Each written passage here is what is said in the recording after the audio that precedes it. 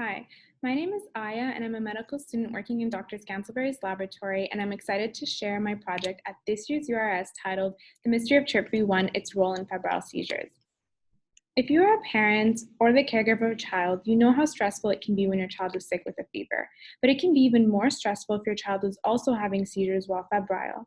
Febrile seizures are seizures that occur in the presence of a fever greater than 38 degrees Celsius and inflammation not caused by an infection in the central nervous system, so an infection outside of our brain and spinal cord.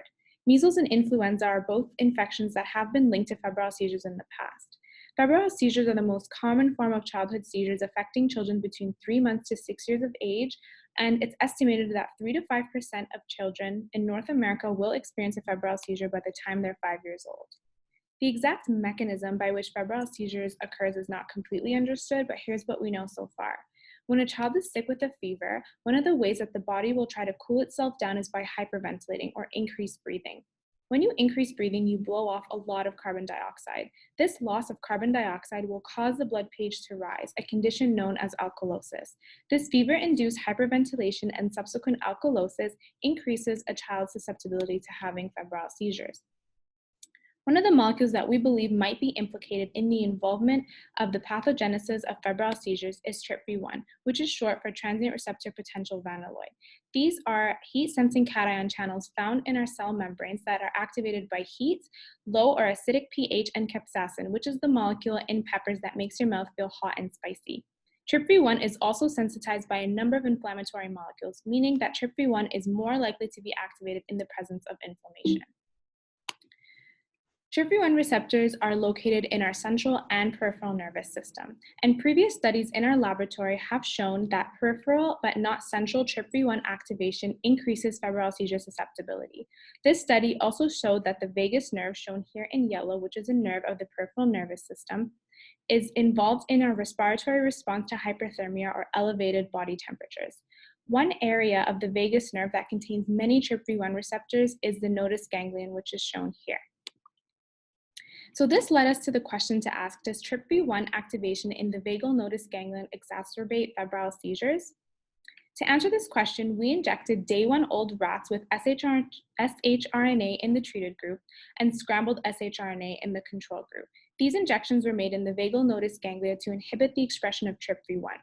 From day 6 to day 10, we injected these rats with LPS to induce inflammation, and at day 10, we exposed these rats to high temperature conditions, which allowed us to measure the effect of shRNA-mediated inhibition on TRPV1 by measuring febrile seizure expression, temperature sensitivity of the vagal nodus ganglia, and TRPV1 expression using immunohistochemistry techniques. For febrile seizure expressions, we found that shRNA-mediated inhibition of TRPV1 in the nodus ganglion caused febrile seizures to take longer to occur and to occur at higher temperatures. We also found that the neural activity in the scrambled shRNA group was significantly increased in response to a temperature challenge as compared to the neural activity in the shRNA-treated group, which did not increase in response to a temperature challenge. This indicates that shRNA decreased temperature sensitivity of the vagal nodus ganglion. Lastly, we use immunohistochemistry techniques and ImageJ technology to measure the expression of TRPV1 itself. This is the part of the project that I spent the most time on and am most excited to share. What you're seeing are representational images of a cross-sectional area of the vagal nodus ganglia in a rat treated with scrambled shRNA at the top and shRNA LPS at the bottom. In these images, TRPV1 is stained red and shRNA is stained green. In the last images, you can see this orange here, which shows the colocalization between TRPV1 and shRNA expression, which indicates that shRNA was actually incorporated into cells containing TRPV1.